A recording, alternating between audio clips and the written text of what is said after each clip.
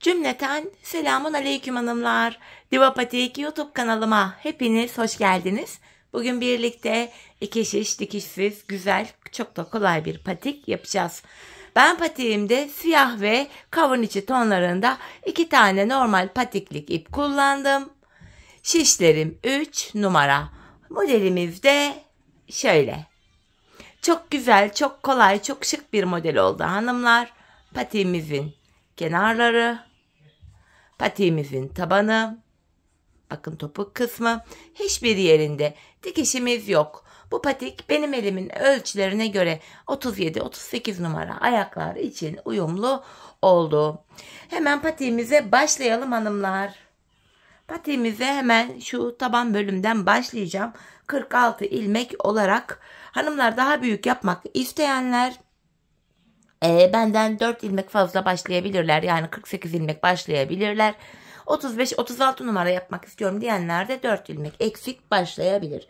Hemen patiğime bu kavun içi rengimle başlayacağım. Şöyle bir miktar ipimin ucunda ip bıraktım. 46 ilmek atacağım. 46 ilmek. Şu birinci ilmeğim. 2, 3, 4, 5. Bu şekilde ilmeklerimizi atalım gelelim. 46 ilmeğimi attım geldim hanımlar, hemen şu kenara bir düğüm atacağım. Şöyle kenarımız sık sağlam olsun diye, ardından geri dönüyoruz.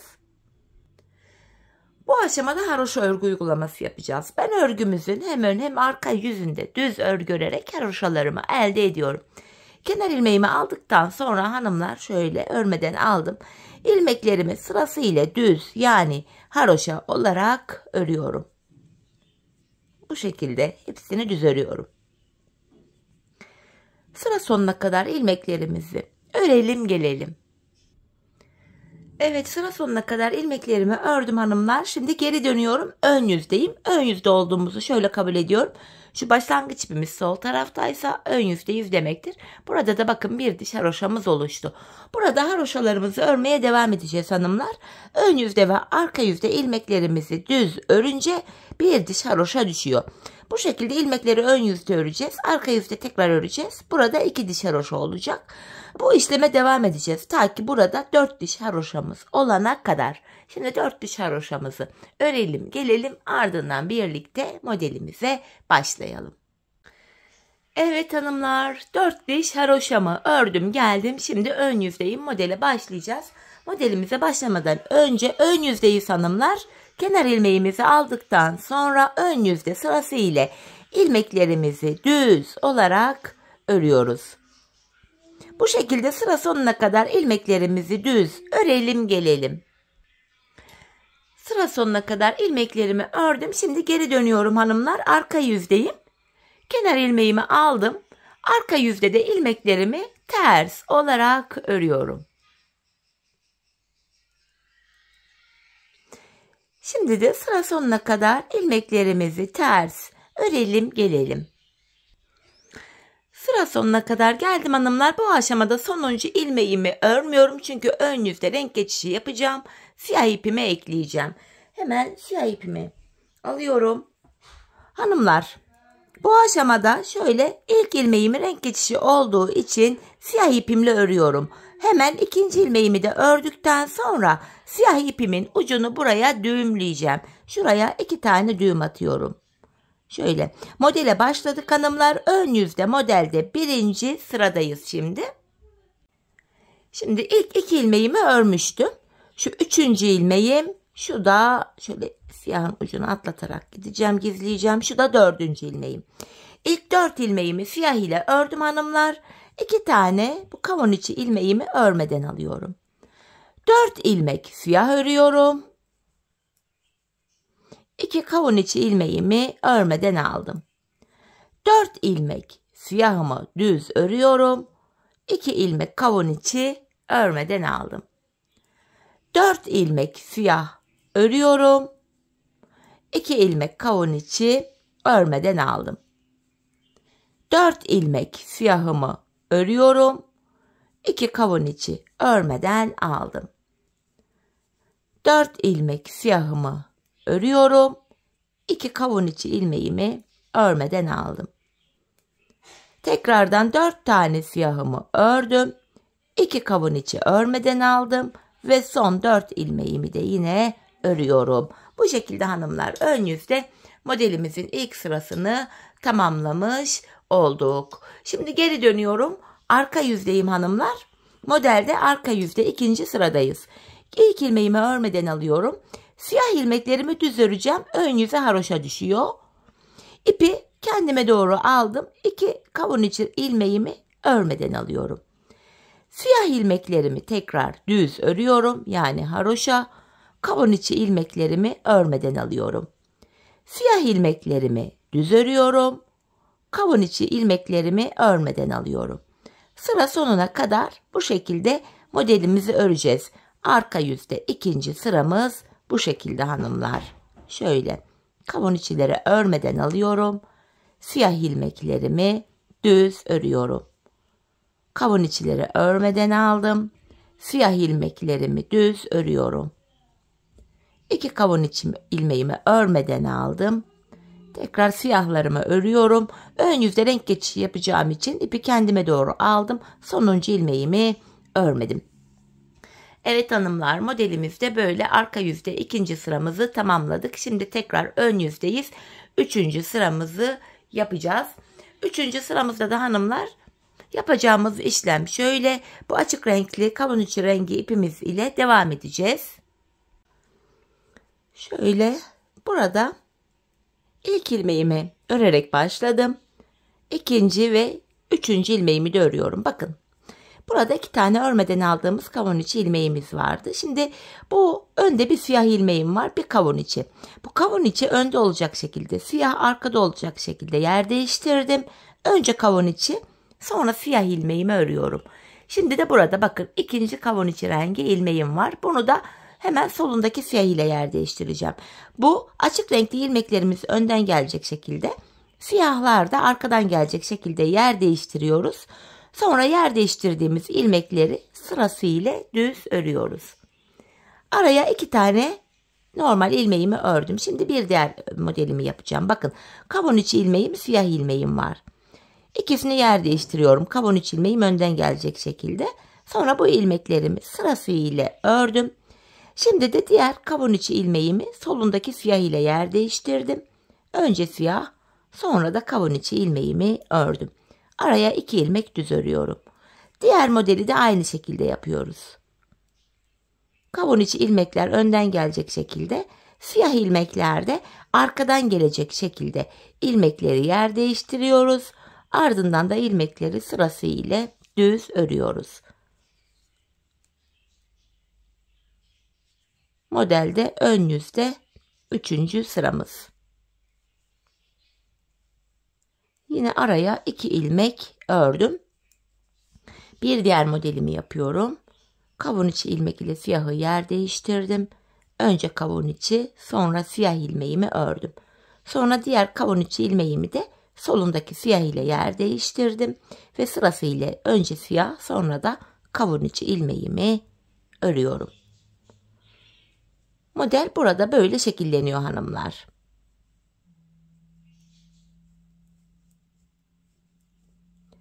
Son modelimizi de yapıyoruz.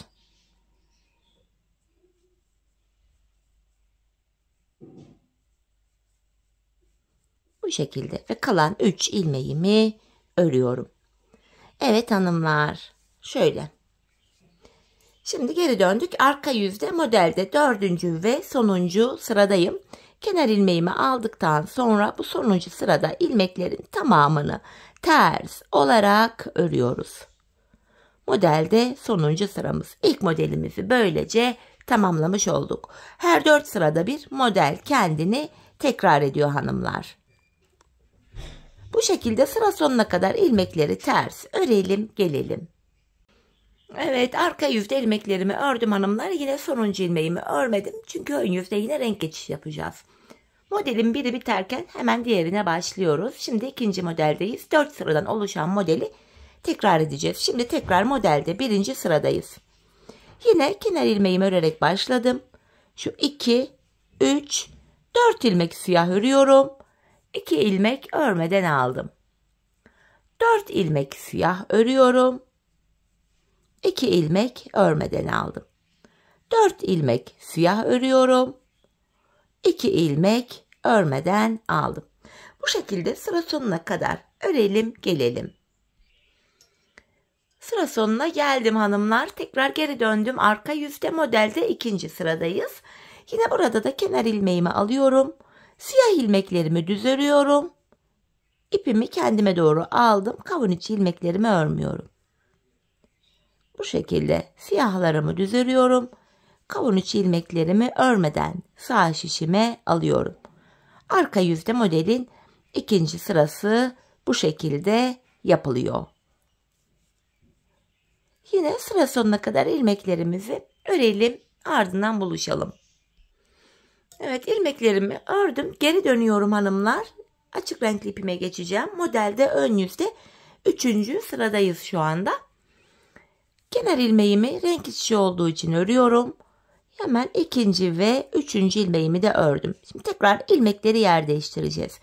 Bu açık renkli ilmeğim önde, siyah arkada olacak şekilde yer değiştirdim. Önce kavun içi, ardından siyah ilmeğimi düz ördüm.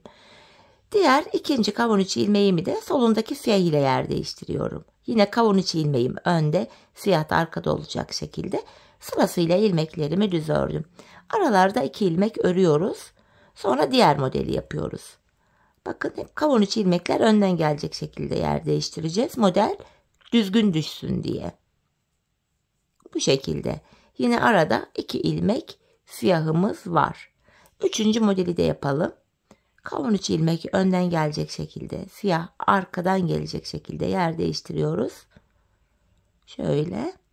Ve aralara 2'şer ilmek siyah örüyoruz. Bu şekilde hanımlar. Sıra sonuna kadar modelimizin kurulumunu tamamlayalım gelelim.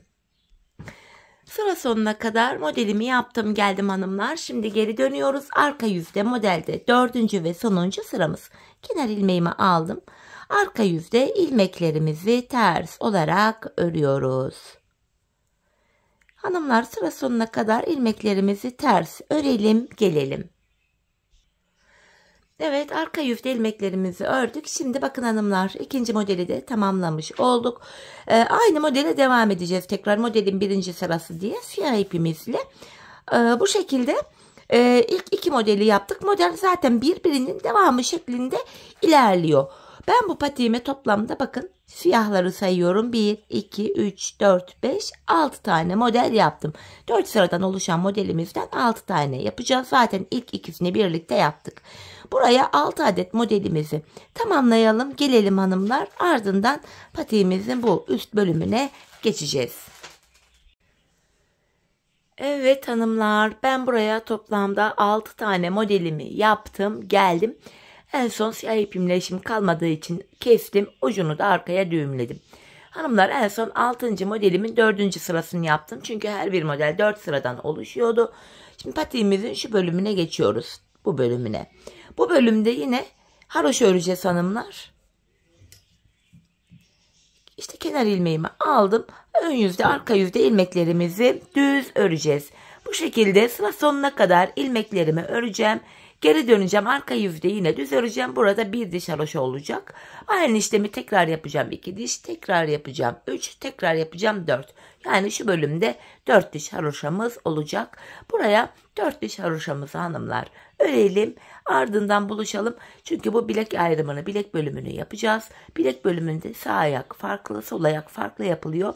Sizlere bu farkı da detaylı olarak anlatacağım. Bu gördüğünüz elimdeki sağ ayak. Şimdi sol ayağı yapacağız. Dediğim gibi aynı zamanda sağ ayağında nasıl yapıldığını sizlere anlatacağım. Evet hanımlar, ben buraya 4 diş haroşamı ördüm ve geldim. Şimdi bilek ayrımını yapacağız burada. Sağ ve sol patik değişiyor demiştim. Şimdi ben size şu sağ patiğin, şu elimde gördüğünüz sağ patiğin nasıl yapıldığını anlatacağım. Şimdi burada dikkatli dinlemeniz gerekiyor. 4 diş haroşamı ördüm hanımlar. Şu anda ön yüzdeyiz. Yapacağımız işlem şu. Ön yüzde yine ilmeklerimizi sıra sonuna kadar normal öreceğiz. Sıra sonuna kadar normal öreceğiz. Ardından geri döneceğiz hanımlar. Ardından geri döndükten sonra arka yüzde ilk 24 ilmeği keseceğiz. Arka yüzde kesim yapacağız. 24 ilmek keseceğiz. Kalan 22 ilmeği öreceğiz. Kalan 22 ilmek de zaten patiğin şu kenarı oluyor.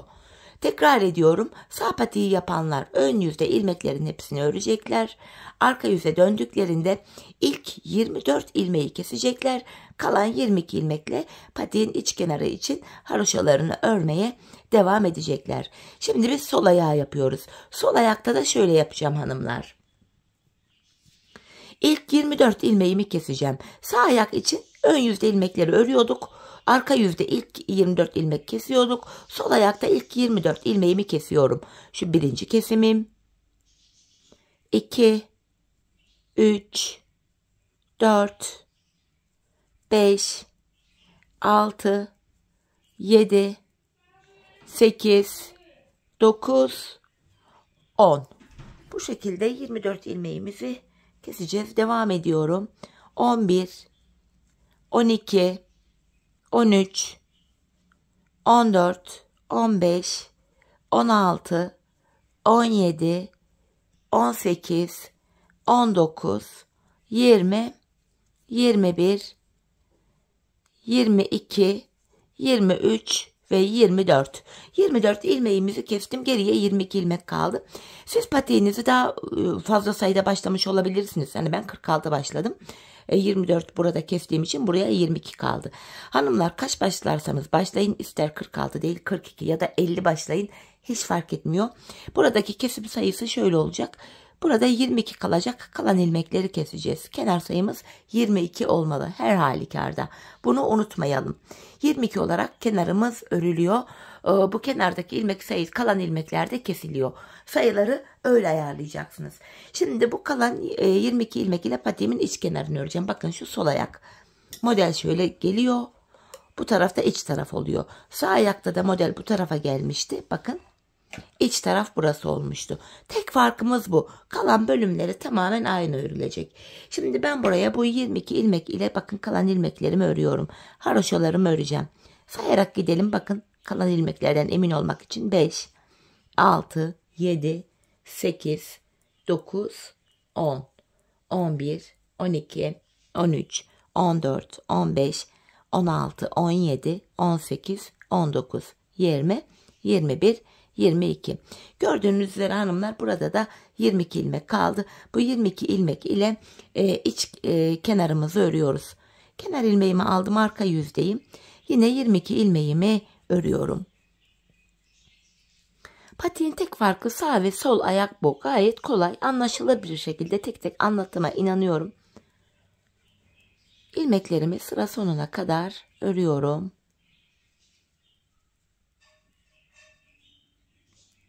Sonuncuyu da ördüm. Tekrar geri döneceğiz. Buradaki haroşalara devam edeceğiz. Şuraya baktığımız anda burada toplam 1, 2, 3, 4, 5 diş haroşamız oluşmuş. Hanımlar ben bu patiğimin şu iç bölümüne toplamda 24 diş, yani 24 sıra haroşa ördüm. Şimdi buraya sizler dediğim gibi buraya daha büyük yapmak istiyorsanız 26, 28, 29 sıra haroşa da yapabilirsiniz. Ya da daha ilmek sayılarını daha az attıysanız 24 değil de 22, 21 haroşa da örebilirsiniz. Dediğim gibi şu ilk başlangıçtan itibaren şu haroşa sayıları toplam ben 24 tane yaptım. Şimdi hanımlar hep birlikte bu haroşalarımızı tamamlayalım, gelelim, ardından buluşalım.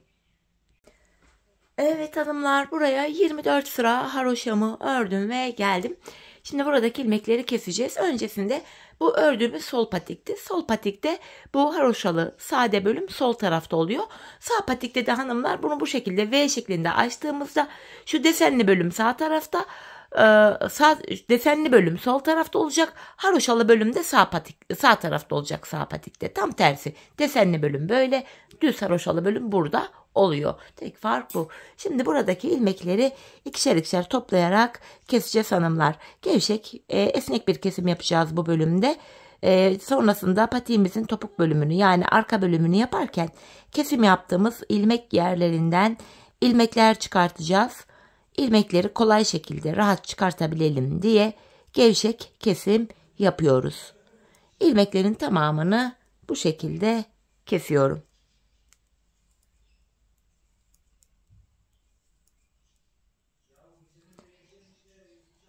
Evet, son bir ilmeğim kaldı. Onu da şöyle kestim. Şimdi hanımlar, patiğimizi tamamladık. Normalde sağ patiği yaparken haroşalı bölüm burada bittiği için burada ipimizi keseceğiz. Şu bölümden tabandan ilmek çıkartmak için ipi buradan ekleyeceğiz. Fakat sol patiği yaparken ip burada kaldığı için kesip yeniden eklemeye de gerek kalmıyor. Şimdi taban bölümü yapabilmek için buradan ilmekler çıkartacağız. Kenar ilmek yerlerine girerek bakın sırasıyla. Kenar ilmek yerlerine ilmeğin iki kanadına birden girerek ilmek çıkartıyoruz bu şekilde. Şöyle sırasıyla ilmeklerimizi çıkartıyoruz. Baktığımızda kaç ilmek oldu burada? 3, 6, 9, 10, 11 ilmek olmuş. Şöyle 12. Böyle devam edecek. Bu şekilde hanımlar şu uçtan çıkaracağız. Şu başlangıç ipimiz var buraya gelene kadar. Ardından da hanımlar buradan diğer tarafa kadar yine ilmek çıkartmaya devam edeceğiz. Bakın V şeklinde tabandan buraya kadar. Ben buradan bu bölüme kadar toplamda 87 ilmek çıkarttım. Şimdi bu bölümden şu diğer bölüme kadar ilmeklerimizi çıkartalım. Ardından buluşalım.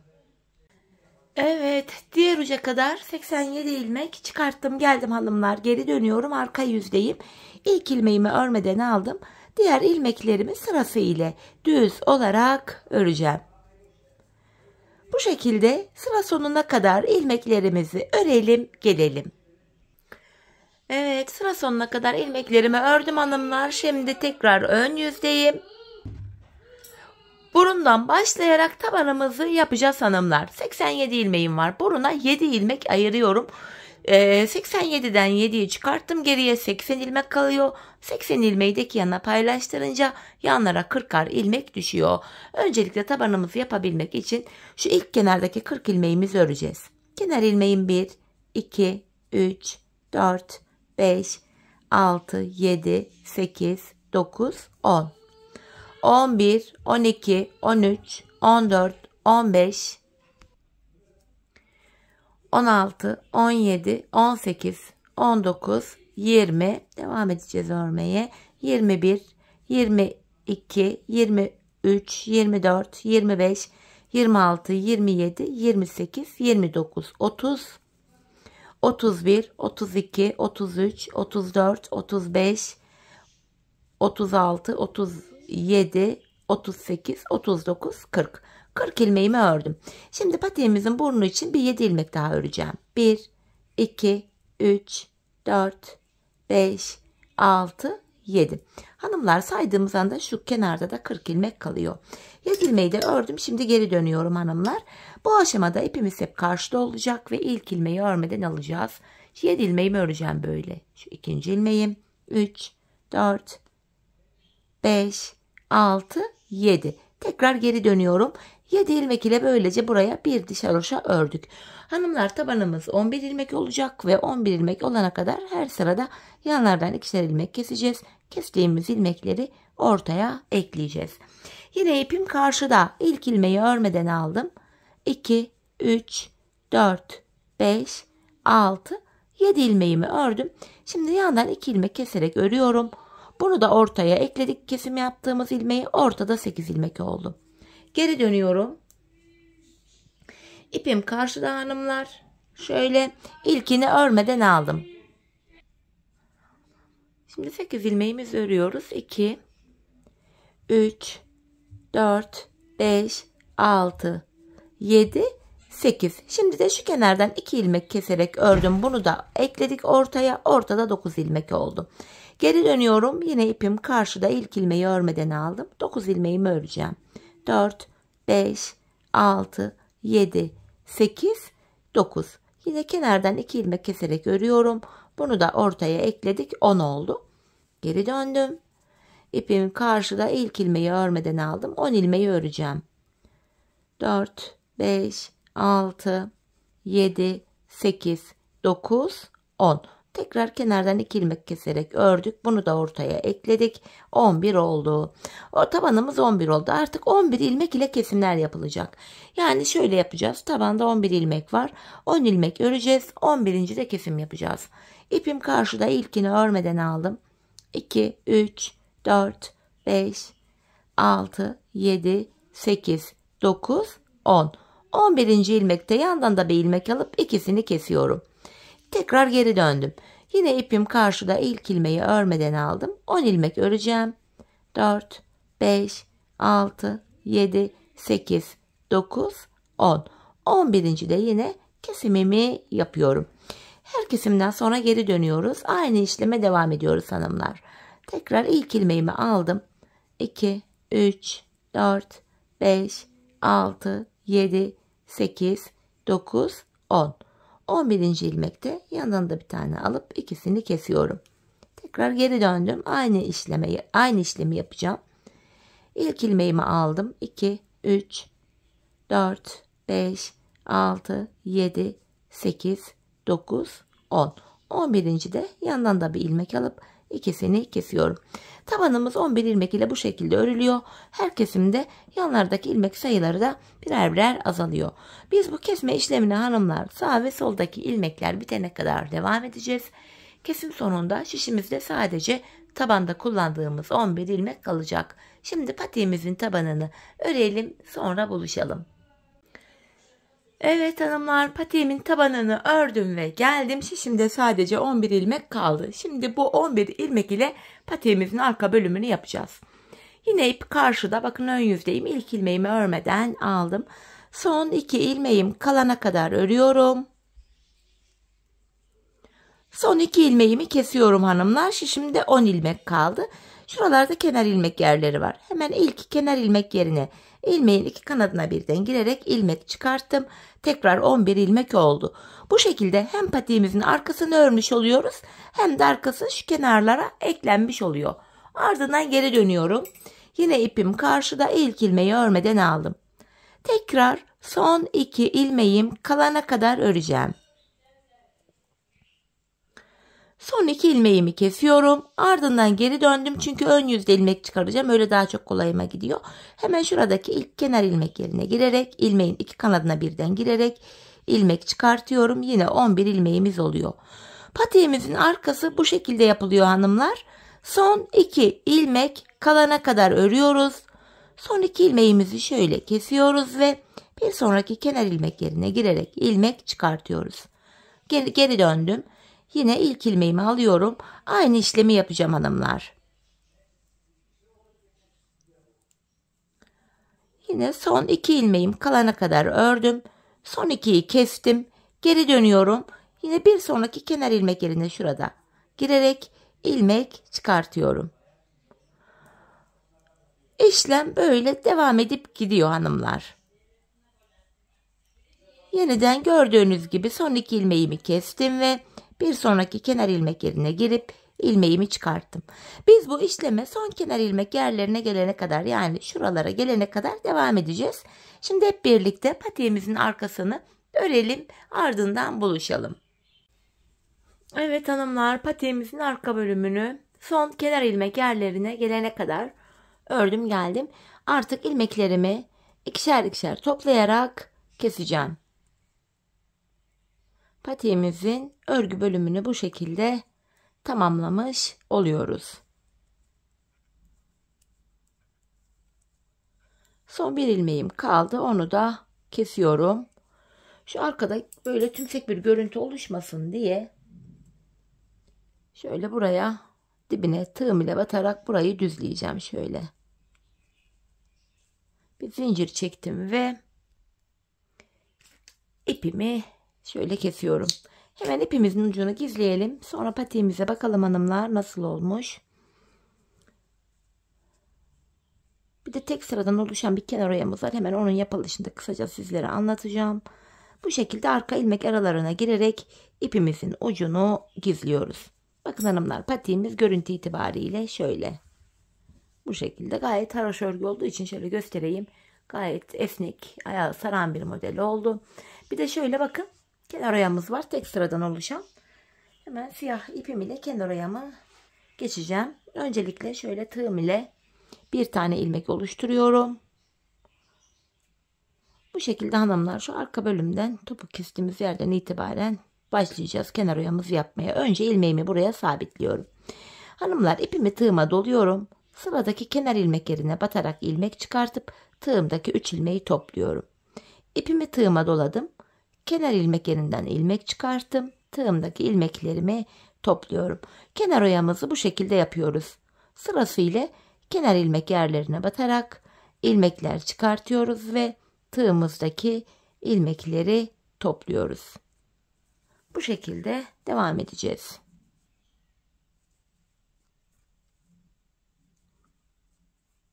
Hanımlar, biz bu işlemi şu ilk başladığımız yere kadar devam edeceğiz. Yani patiğimizin çevresini bu şekilde dolanacağız. Şimdi kenar oyamızı hep birlikte tamamlayalım, gelelim. Evet hanımlar, ilk başladığım yere kadar kenar oyamı yaptım geldim. En son şuraya bir tane de zincir çekip ipimi kestim. Hemen bu siyah ipimizin ucunu da şu arka ilmek aralarına girerek gizleyeceğiz. Bu şekilde. Yani ayağı giydikten sonra hanımlar bu ipler dışarı çıkmasın. Hoş bir görüntü olmuyor. Buna dikkat edelim. Şöyle güzelce gizliyoruz uçlarımızı. Hemen şuradaki ucumuzu da bir düzgün gizleyeyim. Evet. Patiğimizi tamamladık hanımlar. Şimdi hemen modelimi manken ayağıma giydireceğim. Bir de ayaktaki duruşunu görelim birlikte. Çok güzel, çok şık bir patik oldu hanımlar. Çok kolay, örmesi zevkli bir modeldi. Ben çok beğenerek, çok severek yaptım. Umarım sizler de patiğinizi benimle birlikte beğenerek, severek yaparsınız. Yapacak olanlara da şimdiden kolay gelsin diyorum. Evet, patiğimizin ayaktaki duruşu da bu şekilde gördüğünüz gibi. Şöyle iç taraftan da yine göstereyim. Patiğimizin şöyle tabanı, topuk kısmı dikişsiz, güzel, kullanışlı bir model oldu. Evet hanımlar, yine birlikte güzel bir modelin daha sonuna geldik. Umarım sizlere faydalı, hoş bir video olmuştur. Yeni modellerde, yeni videolarda buluşmak dileğiyle. Şimdilik hoşça kalın, sağlıcakla kalın.